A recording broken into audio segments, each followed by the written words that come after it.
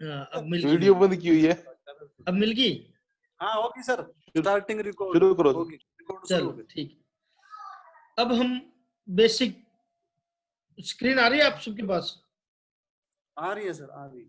Okay, हम थोड़ा सा इसकी बेसिक टर्म्स क्या है, इंसॉल्वेंसी एक्ट की बेसिक टर्म्स के बारे में थोड़ा सा सोचते हैं, चलाते हैं। इसमें हम कुछ टर्मिनोलॉजीज यूज करते हैं, जैसे एक बोर्ड, आईबीबीआई बोर्ड है जिसके अंडर ये एक्ट गवर्न करता है। सारी की सारी जो भी गवर्निंग होती है इस बोर्ड के द्वारा ही होती है, आईबीबीआई बोर्ड के द्वारा। ये बोर्ड है क्या? इसका पूरा नाम है insolvency and bankruptcy board of India, which is established under the code. इस कोड के लागू होने से पहले ये बोर्ड भी नहीं था। इस बोर्ड का जो गठन हुआ है वो आईबीसी कोड के अंडर ही हुआ है। इसके बाद है एडजुडिकेटिंग अथॉरिटी। एडजुडिकेटिंग अथॉरिटी क्या है? इसके अंदर दो तरह की एडजुडिकेटिंग अथॉरिटीज हैं, एक है एनसीएलटी और एक है डीआरटी, डेब्ट रिकवरी ट्रिब्यूनल और नेशनल कंपनी लॉ ट्रिब्यूनल। जो नेशनल कंपनी लॉ ट्रिब्यूनल है वो कंपनीज और कॉर्पोरेट्स के लिए है, और इंडिविजुअल और फर्म्स के लिए एडजुडिकेटिंग अथॉरिटी डीआरटी, डेब्ट रिकवरी ट्रिब्यूनल जो एक्ट करेगी। और ये जो एनसीएलटी है ये कंपनी एक्ट 2013 के सेक्शन 408 में कंस्टिट्यूट हुई है। एक मिनट, चेयरमैन साहब का फोन है, एक मिनट। हेलो सर, आप जूम पे आओ।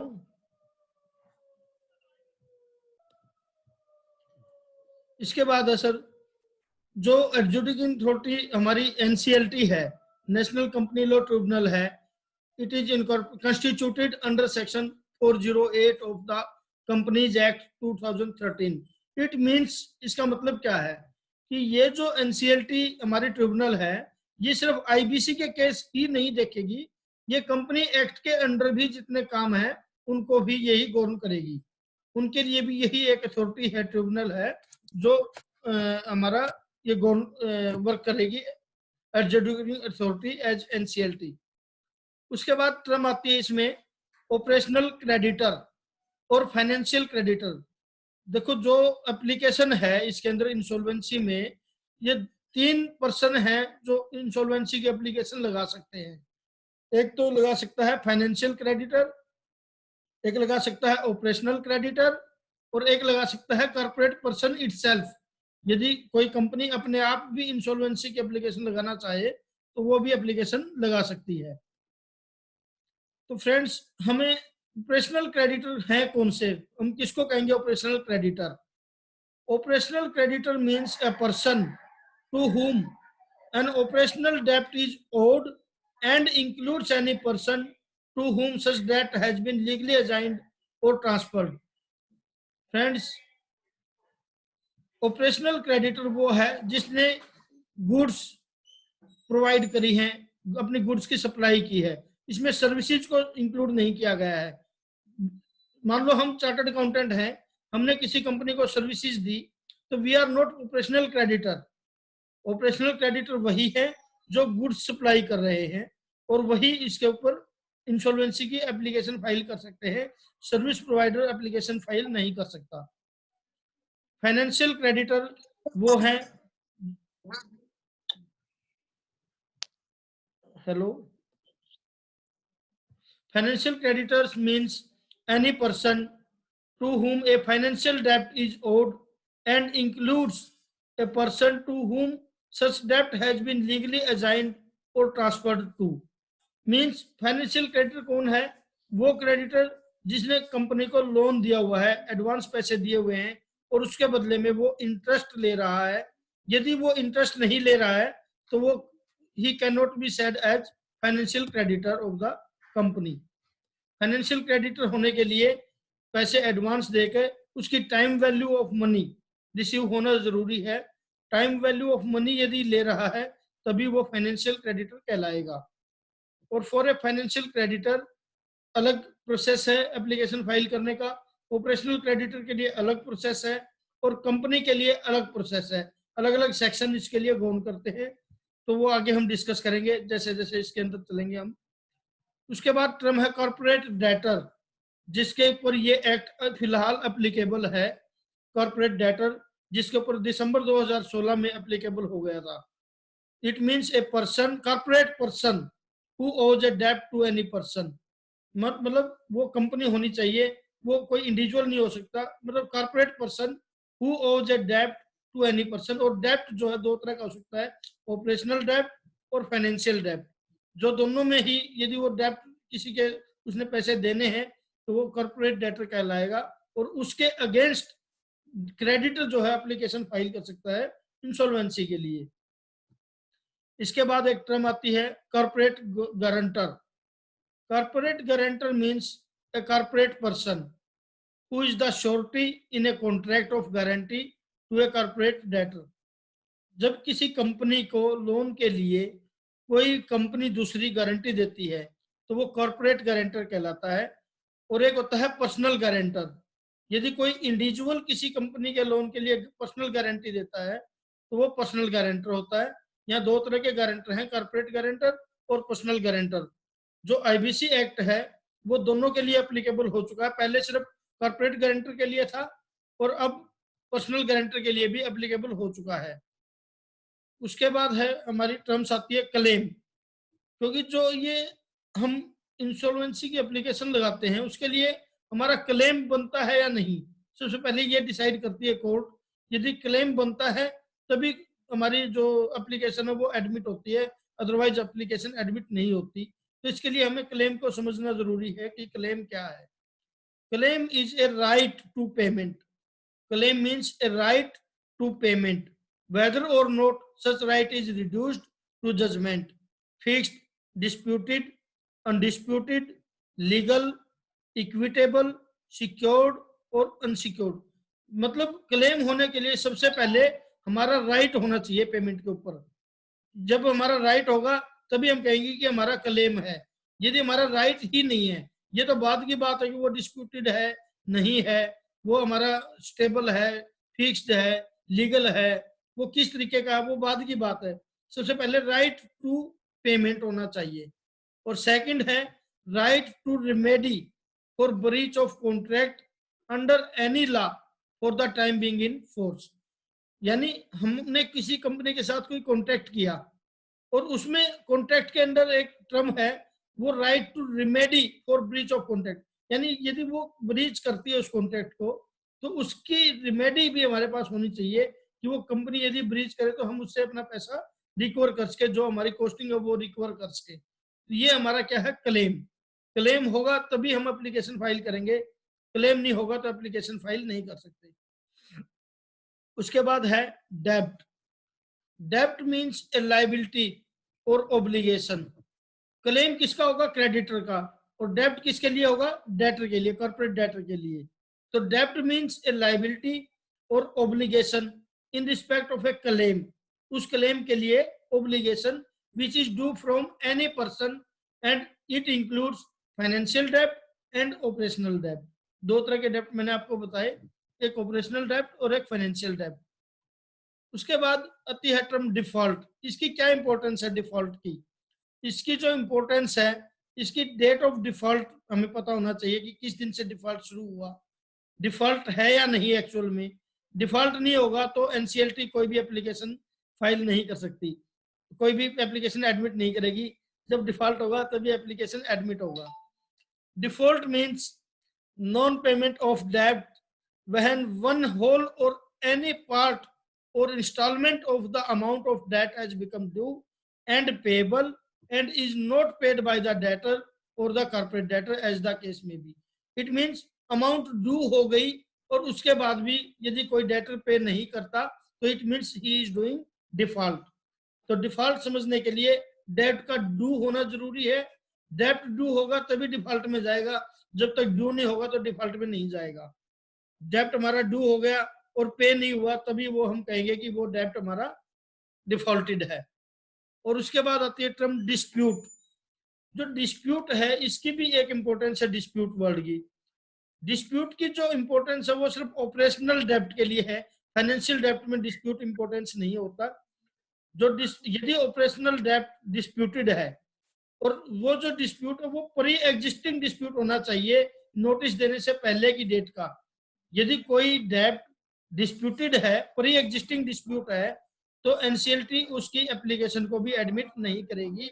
यदि कोई क्रेडिटर डिस्प्यूटेड एप्लीकेशन लगाता है तो वो एप्लीकेशन एडमिट नहीं हो सकती, वो भी कंपनी को इंसॉल्वेंसी की स्टेट में नहीं लेके जा सकती।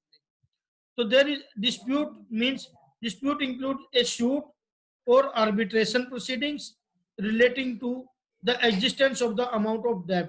वो डेब्ट के अमाउंट से रिलेटेड हो सकती है, क्वालिटी ऑफ गुड्स और सर्विस के लिए हो सकती है, और the breach of a representation और वारंटी के लिए हो सकती है। तो यदि इन सब का डिस्प्यूट है तो हमारी एप्लीकेशन एडमिट नहीं हो सकती, अदरवाइज एप्लीकेशन एडमिट हो जाएगी यदि डिस्प्यूट नहीं है तो। उसके बाद एक टर्म आती है information utility. Information utility means a person, ये पर्सन है who is registered with the board. Board मतलब आईबीबीआई के पास रजिस्टर्ड है ये as an information utility under section 210 of the code. और ये क्या काम करती है इंफॉर्मेशन यूटिलिटी? जैसे हमारी एनईएसएल है, नेशनल सिक्योरिटीज कंपनी लिमिटेड जो है, ऐसी जो कंपनियां है वो इंफॉर्मेशन यूटिलिटी है। उनके पास कोई भी क्रेडिटर अपने डेब्ट को मार्क करवा देता है कि मैंने इस कंपनी से ये पैसा लेना है, और यदि वो पैसा जिस कंपनी से लेना है वो कंपनी उसके अंदर डिफॉल्ट नहीं शो करती तो इट मीन्स वो जो है डेब्ट कंफर्म डेब्ट हो गया कि ये डेब्ट हमारा कंफर्म डेब्ट है और इसको वो डेब्ट माना जाएगा। इंफॉर्मेशन यूटिलिटी पे जो भी रिकॉर्ड है वो एक वैलिड रिकॉर्ड है, उसी के बेस पे एनसीएलटी डिसीजन लेती है कि क्या डिफॉल्ट है या नहीं है। उसके बाद है IP, insolvency professional. Insolvency professional means a person enrolled under section 206 of the code. यानी 206 में बताया गया है कि इंसॉल्वेंसी प्रोफेशनल वो होगा जो इस कोड के सेक्शन 206 के अकॉर्डिंग एनरोल्ड होगा, किसके पास? With an insolvency professional agency as its member and registered with the board as an insolvency professional under section 207। यहाँ पे जो वर्ड है वो एंड वर्ड है। इसका मतलब एक इंसॉल्वेंसी प्रोफेशनल होने के लिए दो कंडीशन है कि एक तो वो इंसॉल्वेंसी प्रोफेशनल एजेंसी का मेंबर होना चाहिए, और इंसॉल्वेंसी प्रोफेशनल एजेंसी हमारी आज की डेट में 3 एजेंसीज हैं, जो 3 हमारे इंस्टीट्यूट हैं, सीए इंस्टीट्यूट, सीएस इंस्टीट्यूट और सीएमए इंस्टीट्यूट। इन तीनों की ही इंसॉल्वेंसी प्रोफेशनल एजेंसी हैं, सेक्शन 8 कंपनीज हैं जो रजिस्टर्ड है आईबीबीआई के पास और वो एक्ट कर रही हैं एज आईपीए। और एक तो ये कंडीशन है, दूसरी कंडीशन है कि he should be registered with the board, और उसको आईबीबीआई बोर्ड के अंडर भी रजिस्टर्ड होना जरूरी है, तभी वो इंसॉल्वेंसी प्रोफेशनल एक वर्क कर पाएगा एज ए इंसॉल्वेंसी प्रोफेशनल। उसके बाद टर्म आती है इंसॉल्वेंसी प्रोफेशनल एजेंसी, जो हम ऊपर बता चुके हैं। It means any person registered with the board as an IPA. Personal guarantor हम पहले डिस्कस कर चुके हैं, जहां पे कॉर्पोरेट गारंटर हमने किया था वहीं हम कर चुके हैं इसको भी। उसके बाद टर्म रहती है रेजुलेशन एप्लीकेंट, बड़ी इंपॉर्टेंट टर्म है resolution applicant. Resolution applicant means a person who individually और jointly with any other person submits a regulation plan to the regulation professional pursuant to the invitation made under clause H of section 2 of section 25। It means जब भी कोई company insolvency की position में होती है, insolvency उसकी होती है, तो उसमें एक रेजुलेशन प्रोफेशनल अपॉइंट किया जाता है कोर्ट की तरफ से। वो रेजुलेशन प्रोफेशनल उस कंपनी को चलाता है, रन मैनेज करता है उसको, उसके सारे अफेयर्स उसी के अंडर आ जाते हैं, सारी पावर्स उसी के अंडर होती हैं। कंपनी का बोर्ड ऑफ डायरेक्टर्स सस्पेंड हो जाता है, बोर्ड कंपनी का कोई वर्क नहीं कर सकता, उसके बाद बोर्ड की सारी पावर सस्पेंड हो जाती है। तो जो रेजुलेशन प्रोफेशनल है उसके पास एक टाइमलाइन होती है डिफरेंट वर्किंग के लिए कि किस काम को कितने दिन में करना है। टोटल 180 डेज का टाइम होता है कि 180 डेज में कंपनी को उसने रखना है गोइंग कंसर्न, और गोइंग कंसर्न रख के उसकी जो इकोनॉमिक क्रंच है उस कंपनी का, इकोनॉमिक जो प्रॉब्लम्स हैं उसको दूर करना है और कंपनी को कंटिन्यू करना है as a company, as a going concern. और उसके अंदर वो डिफरेंट एक्टिविटीज करता है। सबसे पहले वो एक क्लेम मंगवाता है कि कंपनी ने किसका किसका पैसा देना है, क्रेडिटर्स सारे क्लेम फाइल करते हैं उसके पास। उस क्लेम्स के बाद वो वेरीफाई करता है बुक्स ऑफ अकाउंट्स के साथ वेदर क्लेम इज जेन्युइन और नोट। यदि जो क्लेम कंपनी की बुक्स ऑफ अकाउंट के साथ मैच हो जाता है तो वो उस क्लेम को एक्सेप्ट कर लेता है, अदरवाइज वो रिजेक्ट भी कर सकता है या उसको फर्दर डॉक्यूमेंट्स भी डिमांड कर सकता है क्लेम को सब्सटेंशिएट करने के लिए। क्लेम प्रूव होने के बाद वो एक कमेटी ऑफ क्रेडिटर्स बनाता है। कमेटी ऑफ क्रेडिटर्स जो होती है उसके अंदर सारे फाइनेंशियल क्रेडिटर्स होते हैं कंपनी के, जितने भी फाइनेंशियल क्रेडिटर होते हैं वो सारे उसके मेंबर होते हैं। और ऑपरेशनल क्रेडिटर वो वाले जिन्होंने कंपनी की टोटल क्रेडिट डेट्स का 10% पैसा लेना है। Creditors of 10% of the aggregate debts are also members of the committee of creditors. इसके अलावा जो एक्स मैनेजमेंट होता है, जो डायरेक्टर्स होते हैं, वो भी कमेटी ऑफ क्रेडिटर्स का मेंबर होते हैं। लेकिन जो वोटिंग पावर होती है वो सिर्फ और सिर्फ फाइनेंशियल क्रेडिटर की होती है, अदर किसी भी क्रेडिटर की वोटिंग पावर नहीं होती। यदि कोई पार्टी, यदि कोई क्रेडिटर, चाहे वो फाइनेंशियल है चाहे ऑपरेशनल है, यदि वो रिलेटेड पार्टी है, कंपनी का कॉर्पोरेट डेटर का रिलेटेड पार्टी है, देन वो उस कंपनी की मीटिंग में रिप्रेजेंट नहीं कर सकता और वो कोई भी वोटिंग पावर नहीं होती, वो कोई भी वोट नहीं कर सकता, वो कोई भी कंपनी की मीटिंग अटेंड भी नहीं कर सकता। रिलेटेड पार्टी को मीटिंग अटेंड करने का राइट नहीं होता। उसके बाद क्लेम वेरीफाई हो चुके, कमेटी ऑफ क्रेडिटर्स बन चुकी, अब कंपनी की जो एसेट्स हैं उनको वैल्यूएशन करा जाता है कि कंपनी की पास एसेट्स कितने रुपए की हैं। हमें पता लग गया कि कंपनी की लाइबिलिटी कितनी है, अब एसेट्स की वैल्यूएशन की जाती है। उस एसेट्स की वैल्यूएशन करके हम देखते हैं कि कंपनी किस पोजीशन में, whether it can pay its debt completely और पार्टली और इन विच सिचुएशन। उसके बाद वैल्यूएशन होने के बाद आरपी जो है, रेजुलेशन प्रोफेशनल जो है, वो तैयार करता है इंफॉर्मेशन मेमोरेंडम, एक डॉक्यूमेंट तैयार करता है, बेसिक डॉक्यूमेंट है ये, जिसके अंदर कंपनी की सारी information related to assets, liabilities, other type of any production plan, machineries, list of assets, ये सारा इसका पार्ट होते हैं। इंफॉर्मेशन मेमोरेंडम वो तैयार कर लेता है और इनविटेशन करता है पब्लिक को, किस लिए कि रेजुलेशन प्लान सबमिट करे। एनी अदर कंपनी और individual who want to run this company, he can make the he can submit the resolution plan. तो वो एक इनविटेशन करता है पब्लिक को रेजुलेशन प्लान के लिए, और उस रेजुलेशन प्लान को जो बंदा सबमिट करता है उसको हम बोलते हैं रेजुलेशन एप्लीकेंट, जो हम पढ़ रहे थे अभी। Resolution applicant means a person who individually और ज्वाइंटली, वो अकेला भी कर सकता है और साथ मिलके भी किसी के फाइल कर सकता है।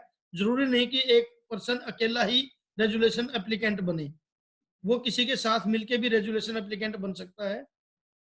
और वो जो रेजुलेशन प्लान सबमिट करता है वो कोर्ट से अप्रूव होता है, एनसीएलटी से, तभी वो अप्लीकेबल होता है। तब जब तक उसको सबसे पहले कमेटी ऑफ क्रेडिटर्स, सीओसी जिसको बोलते हैं शॉर्ट में, कमेटी ऑफ क्रेडिटर्स उसको अप्रूव करेगी, उसके बाद उसको कोर्ट अप्रूव करेगा। जब तक वो कोर्ट से अप्रूवल नहीं होती तब तक उस प्लान की कोई भी वैलिडिटी या कोई भी एप्लीकेबिलिटी नहीं होती। वो प्लान जब कोर्ट अप्रूव करती है तब उसके बाद ही वो बाइंडिंग होता है सभी स्टेक होल्डर्स के ऊपर। और सबसे लास्ट में हम पढ़ रहे हैं resolution plan. It means a plan proposed by the resolution applicant for insolvency resolution of the corporate debtor as a going concern in accordance with part 2। मतलब क्या है, यदि कोई रेजुलेशन एप्लीकेंट, उसको लगता है कि इस कंपनी को चलाने से, गोइंग कंसर्न रखने से इसके डेप्ट हम पे कर सकते हैं, तो वो उसके अंदर अपना पैसा इन्वेस्ट कर देता है। और वो जरूरी नहीं कि क्रेडिटर्स को 100% पैसा दे, वो हेयर कट मांगता है, वो कहता है कि भाई आज कंपनी डूबी हुई पोजीशन में है, मैं पूरा पैसा नहीं दे सकता, लेकिन मैं अपने क्रेडिटर्स को 20%, 30%, 50% पैसा दे सकता हूँ। और यदि वो क्रेडिटर उसको अप्रूव कर देते हैं कि ठीक है, हम 40-50% पैसे में हमारी सेटिस्फेक्शन है, तो वो उतना हेयर कट लेके उसके प्लान को अप्रूव कर देते हैं, जो कि उसके बाद जो आरपी उसको एनसीएलटी में फाइल करता है अप्रूवल के लिए, और एनसीएलटी उसको अप्रूव करती है। अप्रूवल के बाद ही वो बाइंडिंग होता है। तो रेजुलेशन प्लान एक तरह की प्रपोजल है जो एक आदमी सबमिट करता है एक कंपनी की इंसॉल्वेंसी को रिजोल्व करने के लिए और उसको गोइंग कंसर्न रखने के लिए। तो ये रेजुलेशन प्लान है। इसके लिए 180 दिन का टाइम एक्ट में दिया हुआ है। सेक्शन 12 में जो इसका एक्ट टाइम है वो 180 दिन का है। इसके बाद मैक्सिमम 90 डेज के लिए वन टाइम एक्सटेंशन हो सकती है टाइम की। 90 डेज की मैक्सिमम हो सकती है और सिर्फ एक बार हो सकती है। ये नहीं कि आप 40 दिन एक बार ले लिए, 50 दिन एक बार ले लिए अनाउंसमेंट के लिए। सिर्फ एक बार एक्सटेंशन मिलेगी, वो 90 दिन तक की मैक्सिमम मिल सकती है, डिपेंडिंग ऑन द कोर्ट कि वो कितने दिन अप्रूव करती है। मैक्सिमम 90 डेज कर देती है नॉर्मली।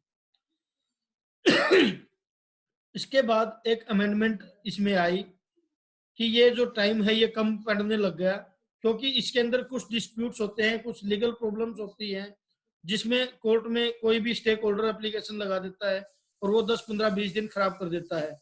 और 180 दिन का टाइम जो है कम पड़ने लग गया, 270 दिन का भी टाइम कम पड़ने लग गया।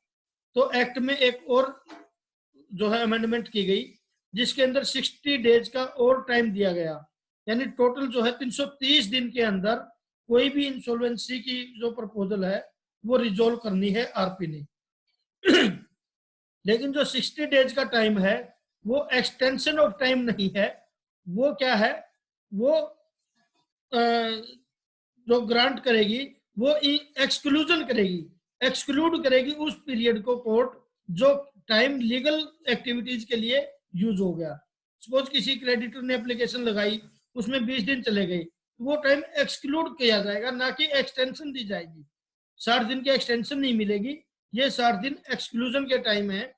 तो इसलिए टोटल 330 दिन का टाइम एक्ट के अंदर दिया गया है, जो कि सुप्रीम कोर्ट के एक डिसीजन में, जेपी इंफ्राटेक के किसी एक डिसीजन में वो कोर्ट ने टाइम इसको भी आगे बढ़ा दिया। 330 दिन के बाद भी परमिशन दे दी है कि किसी जेन्युइन सिचुएशन में 330 दिन से ज्यादा भी टाइम दिया जा सकता है। अब हम बात करते हैं कि जो इंसॉल्वेंसी एक्ट आया है, इसका अदर स्टैट्यूट्स जो पहले इससे पहले एप्लीकेबल थे उनके ऊपर क्या इम्पैक्ट हुआ। कुछ एक्ट रिपील हो गए, खत्म हो गए, और कुछ एक्ट्स में अमेंडमेंट्स हो गए, नेसेसरी अमेंडमेंट्स जो कि इसके लिए रिक्वायर्ड थी। 2 एक्ट रिपील्ड हुए हैं, प्रेसिडेंसी टाउन इंसॉल्वेंसी एक्ट 1909 और एक प्रोविजनल इंसॉल्वेंसी एक्ट 1920। ये 2 एक्ट हमारे रिपील हो चुके, और कुछ एक्ट्स में नेसेसरी अमेंडमेंट्स कर दी गई है थ्रो शेड्यूल्स, जिसमें सिक का एक एक्ट था, sick industrial companies special provisions repeal act 2003, recovery of debts due to bank and financial institution act 1993, RDDBI act बोलते हैं इसको, और एक SARFAESI act, securities and reconstruction of financial assets and enforcement of security interest act 2002 और companies act 2013। इन 4 act में major amendments की गई हैं इंसॉल्वेंसी के लिए, क्योंकि जो ये 2016 में एक्ट आया है, इंसॉल्वेंसी एक्ट आया है, ये सबसे लेटेस्ट एक्ट है और ये प्रिवेल करेगा इन सब के प्रोविजंस के ऊपर। कोई भी एक्ट जहां पे कुछ भी नहीं, मान लो कोई दूसरा एक्ट कुछ और बोलता है और इंसॉल्वेंसी एक्ट में कुछ और लिखा है, तो हमारा जो एक्ट प्रिवेल करेगा वो इंसॉल्वेंसी के प्रोविजन प्रिवेल करेंगे। इसलिए नेसेसरी अमेंडमेंट्स बाकी एक्ट्स में इसके अकॉर्डिंग कर दी गई है। अब जो एक्ट है हमारा, इसके लिए एप्लीकेबिलिटी, स्कोप, स्ट्रक्चर क्या है इस एक्ट का, किसके ऊपर एप्लीकेबल है, क्या स्कोप है इसका, क्या कर सकते हैं इसके अंदर, क्या स्ट्रक्चर है इस एक्ट का। एप्लीकेबिलिटी जो इस एक्ट की है वो ऑल ओवर इंडिया, पहली बात तो it applicables to all of India.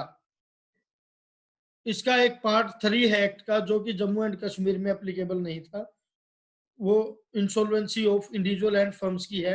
लेकिन कंपनी की इंसॉल्वेंसी जो पार्ट 2 में आती है वो सारे इंडिया में एप्लीकेबल है, चाहे वो जम्मू एंड कश्मीर है वहां पे भी एप्लीकेबल है। और ये किसके ऊपर एप्लीकेबल है? All kinds of corporate enterprises, जितनी भी हमारी कंपनीज हैं कॉर्पोरेट हैं, LLPs, पार्टनरशिप फर्म और इंडिविजुअल, सबके ऊपर ये एक्ट एप्लीकेबल है। अभी जो फिलहाल एप्लीकेबिलिटी है वो ऊपर के 2 एक्ट पे एप्लीकेबल है, कॉर्पोरेट इंटरप्राइजेज पे और LLPs पे। अभी पार्टनरशिप फर्म और इंडिविजुअल्स के रूल्स और रेगुलेशन नोटिफाई नहीं हुए हैं। एक्ट तो इसका पूरा इकट्ठा ही है, लेकिन इसके अभी रूल नोटिफाई नहीं हुए हैं, इसलिए ये सेक्शन अभी नोटिफाई नहीं हुए हैं, तो एप्लीकेबल नहीं है।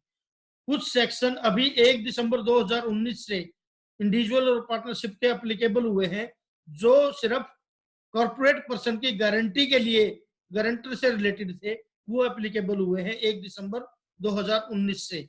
Personal guarantor to corporate debtors जो रूल्स आए हैं अभी। इसके बाद स्कोप जो इसका है, इस एक्ट के अंदर हम क्या कर सकते हैं? इसके 4 स्कोप हैं। इंसॉल्वेंसी, सबसे पहले हम इंसॉल्वेंसी को रिजोल्व करते हैं, इंसॉल्वेंसी को रिजोल्व करते हैं थ्रो रेजुलेशन प्लान। उसके बाद है लिक्विडेशन, यदि रेजुलेशन नहीं हो पाता किसी कंपनी का, 330 दिन भी चले गए, तो उसके बाद कंपलसरी लिक्विडेशन करना पड़ता है, कंपनी को आगे कंटिन्यू नहीं किया जा सकता, दैट इज लिक्विडेशन। और एक है वॉलंटरी लिक्विडेशन, इसके आगे मैंने लिखा सोलवेंट इंसॉल्वेंसी, यानी जब कोई कंपनी अपने सारे क्रेडिटर्स को पे ऑफ करने की सिचुएशन में होती है, तो वो वॉलंटरी लिक्विडेशन के लिए भी फाइल कर सकती है। उसके लिए उसके एक प्री कंडीशन यही है कि वो अपने सारे क्रेडिटर्स को पे ऑफ करे, किसी भी क्रेडिटर्स के साथ चीटिंग ना करे। और उसके लास्ट में है बैंकरप्सी। बैंकरप्सी जो होती है वो इंडिविजुअल्स और फर्म्स की होती है, उनकी इंसॉल्वेंसी के बाद बैंकरप्सी की पोजीशन होती है। तो bankruptcy is the last stage like liquidation. जो स्ट्रक्चर है इस कोड का, वो स्ट्रक्चर है 255 सेक्शन है इसके अंदर टोटल, जो कि 5 पार्ट में डिवाइडेड है। पहला जो पार्ट है उसमें सिर्फ 3 सेक्शन है, सेक्शन 1 से लेके 3 तक, जिसके अंदर प्रिलिमिनरी कि ये एक्ट क्या है, कहाँ पे एप्लीकेबल है, और इसके अंदर कुछ डेफिनेशंस हैं, वो डेफिनेशंस बताई गई हैं, जिसका हम ऊपर डिस्कशन कर चुके हैं। पार्ट 2 सेक्शन 4 से लेके 77 तक का आता है, जिसके अंदर इंसॉल्वेंसी रेजुलेशन और लिक्विडेशन दोनों बताए गए हैं। किसके लिए? For corporate persons. Corporate person के इंसॉल्वेंसी रेजुलेशन और लिक्विडेशन से रिलेटेड सारे के सारे प्रोविजंस एप्लीकेबल भी हो चुके हैं। इट मींस पार्ट 2 हमारा आज की डेट में एप्लीकेबल है।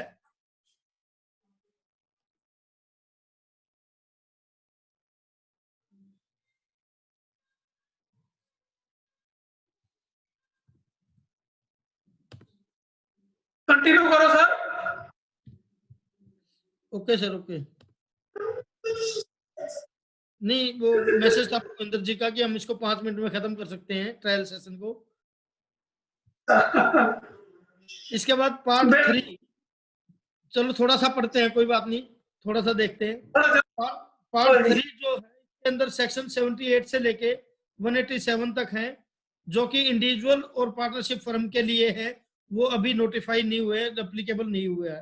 पार्ट 3 अभी एप्लीकेबल नहीं हुआ, ये सिर्फ इतना एप्लीकेबल हुआ है जितना कि पर्सनल गारंटर से रिलेटेड है। उसके बाद है पार्ट 4 सेक्शन 188 से 223, जिसके अंदर regulation of insolvency professional agencies information utilities भी, इनको कैसे रेगुलेट करना है बोर्ड द्वारा, इसके रिगार्डिंग प्रोविजन दिए गए हैं। इनका रजिस्ट्रेशन, इसके लिए क्या क्या रिक्वायरमेंट्स हैं। पार्ट 5 जो हमारा है वो मिसक्लेनियस है, 224 से लेके 255 तक के सेक्शन है, जिसके अंदर अमेंडमेंट्स और अदर स्टैट्यूट्स में क्या क्या चेंजेस हुए वो बताए गए हैं। इसके अंदर 12 शेड्यूल्स हैं टोटल, अब तक पहले 11 थे, अब एक शेड्यूल और नया बन गया है। टोटल 12 शेड्यूल्स हैं हमारे पास, जो कि इसमें एक्ट कोड के अंदर हैं। और इसके अलावा रूल्स और रेगुलेशंस हैं, जो कि डिफरेंट एक्टिविटीज के लिए एक प्रोसेस क्या है वो डिफाइन करते हैं। इस कोड का जो फ्रेमवर्क है वो क्या है? सबसे पहले इसके अंदर है रेगुलेटर, और रेगुलेटर कौन है? आईबीबीआई, जो पूरे एक्ट को गवर्न करता है, चलाता है, वो है आईबीबीआई। उसके अंडर तीन चीजें आती हैं। वो किस किस को गवर्न करता है? आईपीएज को, इंसॉल्वेंसी प्रोफेशनल एजेंसीज को, उसके बाद इंसॉल्वेंसी प्रोफेशनल्स को, और एक इंफॉर्मेशन यूटिलिटीज को। इन तीनों को आईबीबीआई गवर्न करता है। कोई भी इसके अंदर कोई भी नोटिफिकेशन, कोई सर्कुलर, कोई भी चेंजेस अमेंडमेंट्स लेके आने तो वो आईबीबीआई लेके आता है। और इसके बाद रेगुलेटर के बाद आता है एडजुडिकेटर। एडजुडिकेटर मैंने आपको एडजुडिकेटिंग अथॉरिटी दो आपसे डिस्कस की थी, एनसीएलटी और DRT, national company law tribunal और डेट रिकवरी ट्रिब्यूनल। जो नेशनल कंपनी लॉ ट्रिब्यूनल है वो कॉर्पोरेट एंटिटीज के लिए है, कंपनीज और एलएलपीज के लिए। और जो डीआरटी है वो नॉन कॉर्पोरेट एंटिटीज के लिए, जो इंडिविजुअल और पार्टनरशिप फर्म्स के लिए। अब जो ये सीआईआरपी प्रोसेस है ये हम डिस्कस कर चुके हैं, थोड़ा सा एक बार देख लेते हैं बस। Admission of application and appointment of IRP. सबसे पहले एप्लीकेशन एडमिट होती है और आईआरपी अपॉइंट होता है।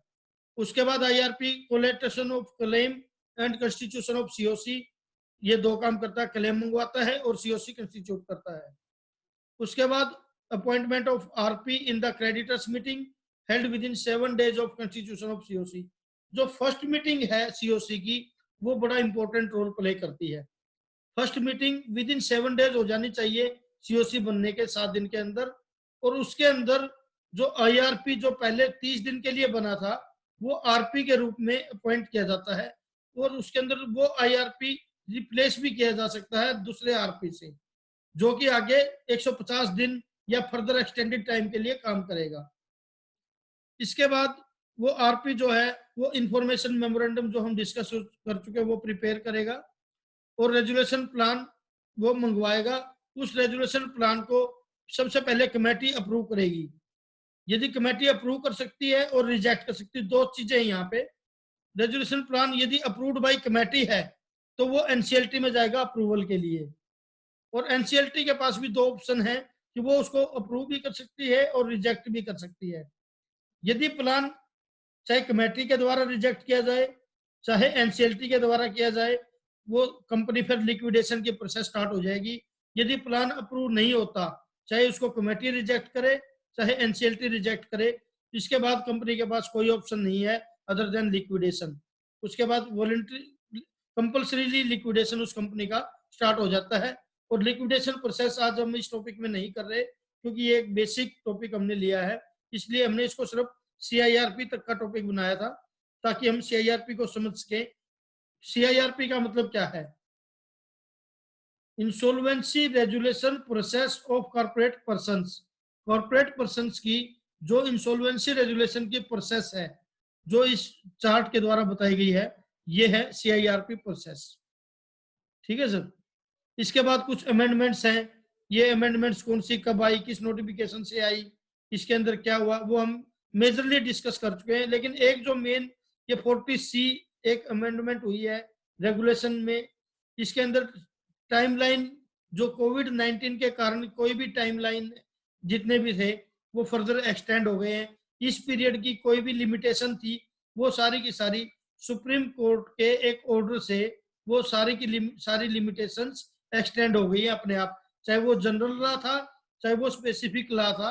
अब कोई भी टाइमलाइन जो कि किसी भी एक्ट में दी गई थी वो इस पीरियड की कोविड-19 की ड्यूरेशन की टाइमलाइन एक्सक्लूड कर दी जाएगी, इसको काउंट नहीं किया जाएगा। इसके बाद सर एक और मेजर एक हुई थी, ये एक नोटिफिकेशन आई है जिसके अंदर क्या कहा गया कि जो कंपनी इंसॉल्वेंसी की स्टेज में चली गई और उसके पास जीएसटी का रजिस्ट्रेशन था, तो उसके उस रजिस्ट्रेशन को वहीं तक उसके अंदर कोई लायबिलिटी पड़ी हुई है जीएसटी की, पेबल है और कंपनी ने पे नहीं की, तो कहते हैं कि भाई उस लायबिलिटी को हमने नहीं पे करना जब तक कोई रेजुलेशन प्लान नहीं आता। अब क्या करें, कंपनी गोइंग कंसर्न भी रखनी है और जीएसटी हमारा ब्लॉक है, तो इसके लिए फ्रेश रजिस्ट्रेशन लिया जाएगा during the period of resolution process. और इसके अंडर सेम तरीके से सारे काम होंगे, रिटर्न भी फाइल की जाएंगी, आईटीसी भी मिलेगा। तो ये इसका एक नोटिफिकेशन है नोटिफिकेशन नंबर 11/2020 CGST का। इसके बाद मिनिस्ट्री ऑफ होम अफेयर्स ने 18 मार्च 2020 को एक नोटिफिकेशन ऑर्डर के द्वारा जितने भी एक्ट थे वो सारे के सारे जम्मू कश्मीर और लेह लद्दाख में अप्लीकेबल कर दिए हैं। ये यहाँ पे उन एक्ट्स की डिटेल है। 37 एक्ट्स हैं जो इस नोटिफिकेशन के ऑर्डर के द्वारा जम्मू कश्मीर और लद्दाख में भी अप्लीकेबल हो गए हैं कंप्लीटली।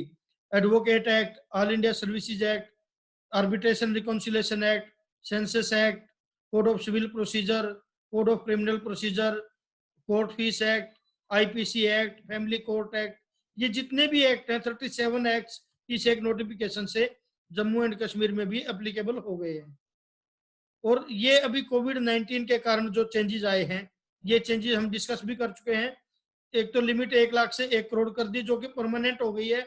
ये नहीं है कि सिर्फ इसके लिए हुई है, कोविड-19 के लिए नहीं हुई, ये परमानेंट कर दी। मिनिमम लिमिट 1 करोड़ की रहेगी डिफॉल्ट की, तभी एप्लीकेशन फाइल हो सकती है। और एक और अनाउंसमेंट की थी पीएम मोदी ने कि यदि कोविड-19 इसी तरह से रहा और कंट्रोल नहीं हुआ 30 अप्रैल 2020 तक, तो 30 अप्रैल 2020 के बाद 6 महीने के लिए सेक्शन 7, सेक्शन 9 और सेक्शन 10 सस्पेंड कर दिए जाएंगे। 6 महीने कोई भी एप्लीकेशन नहीं लगेगी, इंसॉल्वेंसी की कोई एप्लीकेशन फाइल नहीं कर सकते। 6 मंथ के लिए ये दिया। If the current situation continues beyond 30th April 2020, MCA may consider suspending section 7, 9 and 10 of the IBC 2016 for a period of 6 months so as to stop companies at large from being forced into insolvency proceedings in such force majeure clauses of default। force majeure का मतलब क्या है यहाँ पे? force majeure means beyond the control of human being, यानी कोई चीज जो प्रकृति गॉड के द्वारा होती है वो फोर्स मेजर में आती है। और ऐसी सिचुएशन में किसी कंपनी को इंसॉल्वेंसी प्रोसीडिंग्स में ना जाना पड़े, तो इसलिए इसको 6 महीने के लिए सस्पेंड करने की प्रोविजंस किए गए हैं। Thank you friends, thanks.